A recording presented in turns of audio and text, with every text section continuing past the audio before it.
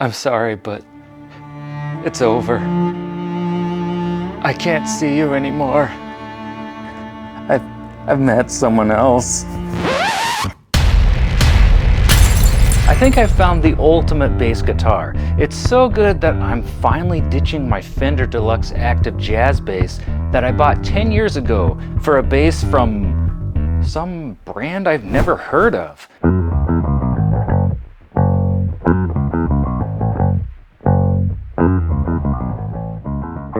Normally, it's really hard for me to say goodbye to a guitar. I know it's harsh, but I just think that I could do better. There are like 10 years of memories attached to my old bass and recordings that I've stacked up over the years. So usually if I'm gonna sell a guitar, it's gonna have to be for something pretty jaw-dropping. But then I found my dream bass guitar, and it wasn't the bass that I expected. There was one bass guitar that I always dreamed of owning ever since I was a kid.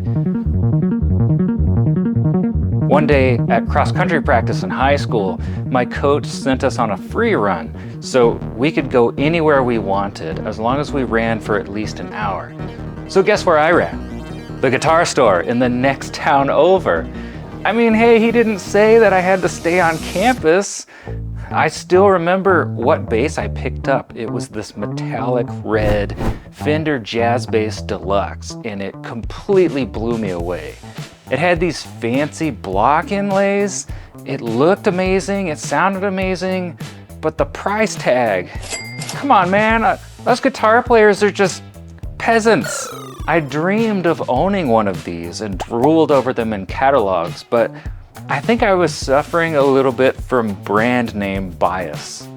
For a long time, I wouldn't even pick up a bass that wasn't a Fender.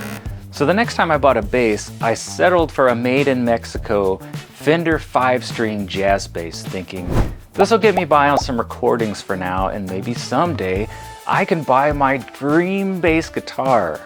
But after playing on a Fender for a while, I kind of started to question whether or not a Fender was really my dream bass.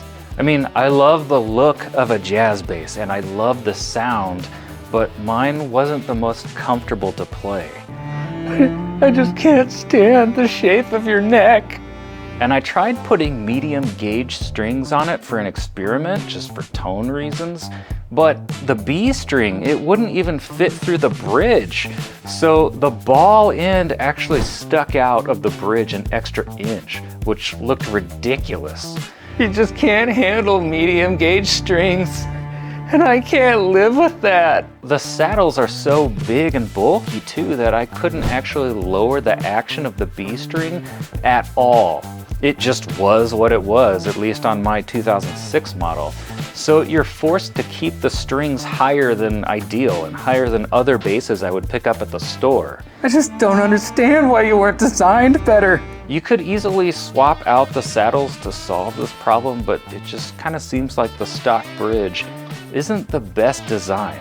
Oh, and yeah, the truss rod on my first jazz bass snapped, making it completely unplayable.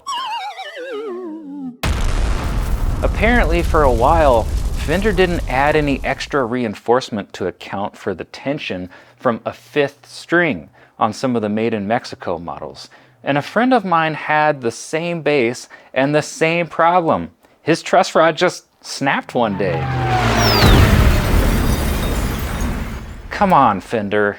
So maybe I'm a little bit shallow, but I also hated the way the fretboard looked. If only you just had pearloid block inlays. Maybe we could work it out.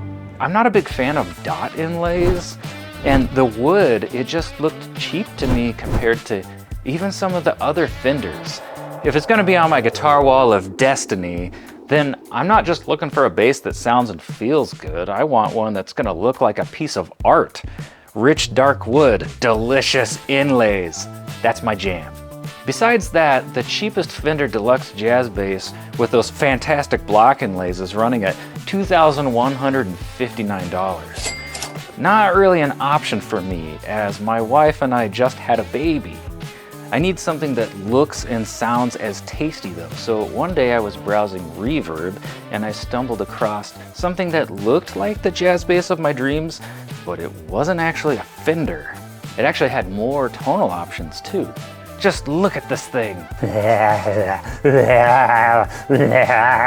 So if I were to ask you what brand this is, what would you say?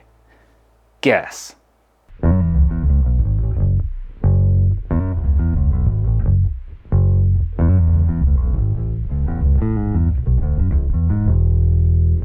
Sounds like a Fender jazz bass, looks like a Fender jazz bass, has the most delicious fretboard I've ever seen on a bass, but it's not a Fender. When I found this beauty, it was actually cheaper than the Fender too, but it was still around $800 used, and I needed to be able to break even at least when I was selling my Fender. So even this bass was about $200 over my budget. But I'm a crafty wizard. I set up price alerts on Reverb, Guitar Center, and eBay, and I just waited like 18 long months when finally somebody put one up for sale for the price I was waiting for, $5.99. Only problem was it was for local pickup only, and it was in Indiana, 11 hours away from me. I hesitated. 2 hours later, I checked back and the price had already gone up $250. My bass bride was gone. I mourned for 2 weeks. I burned all of my clothes.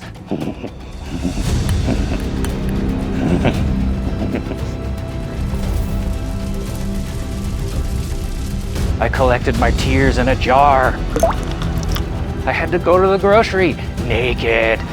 Okay, I made some of that up, but I thought it was gone forever. 2 weeks later, I decided to check Guitar Center's website randomly, and guess what I found? That exact bass was at Guitar Center for the original price, $5.99. Great Scott! It's game time. This is a Sire Marcus Miller V7 second generation 5-string.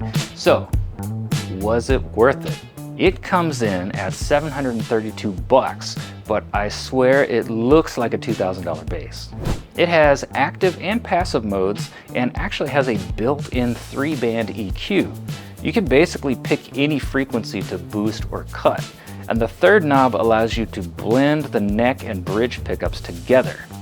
Sire bills this bass as an all-in-one bass that you can get any sound you might need out of. The Sire lets you shape your tone in ways that aren't even available on the Fender. And the fretboard is made of ebony, which is by far my favorite wood for a fretboard, mostly for cosmetic reasons, but it will give you a tad warmer sound than, say, maple. You can actually get this bass with a maple fretboard if you want, though. The edges of the frets are actually rolled, so you can move up and down the fretboard easily without, slicing your hand off like some cheap basses. And even though the neck is only 2 millimeters thinner than the Fender, it feels like the strings are a lot closer together on the Sire. When I go back to my Fender, I feel like the neck is just a bit clunky, at least on the 5-string model. There are a couple cons though. It's about 3/4 pounds heavier than the Fender, and you kind of feel it when you're playing. I also experienced a little bit of background noise on one setting. When I turned the master tone knob all the way up to the open position, it's supposed to give you a brighter sound, but I experienced some background noise when I was recording direct. 1 week later, am I still happy with this thing? Am I still gonna sell my Fender jazz bass? Yes. I love the sound of my Fender jazz bass, but I can get close on this bass. The only problem is I'm actually going to have to fix some of the wiring. I think it has maybe a grounding problem. Watch what happens when I turn on my plugins, compression, a little bit of crunch. And keep in mind, this only happens on a couple of the punchier settings on this bass.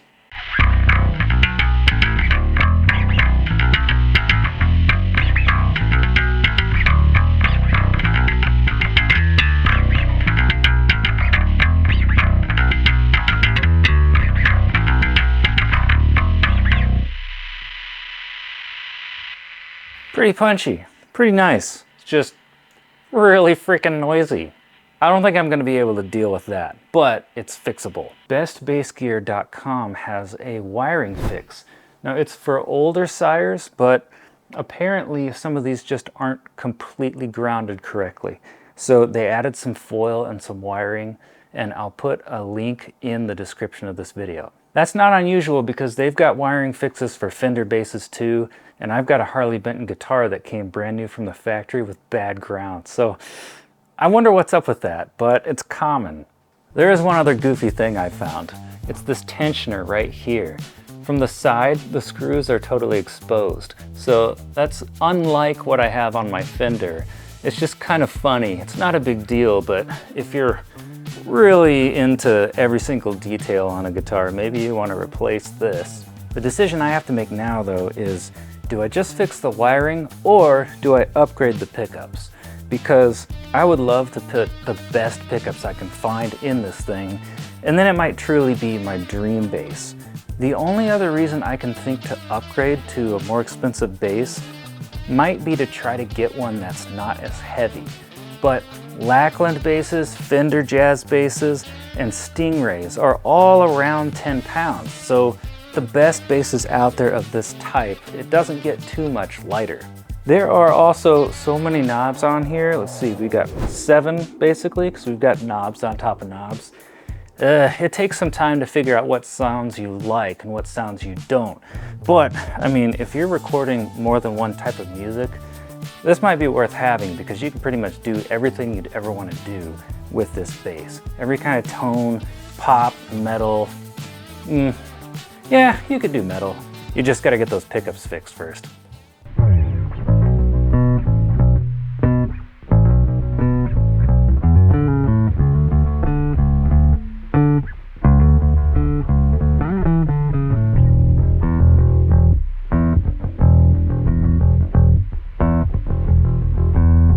This is a rare situation where I am at total peace selling my old bass. I don't think I'm gonna need that Fender American Deluxe bass after all. No regrets. I'm really not gonna miss you. I've been faking. I just didn't want to hurt your feelings. I've been cutting onions.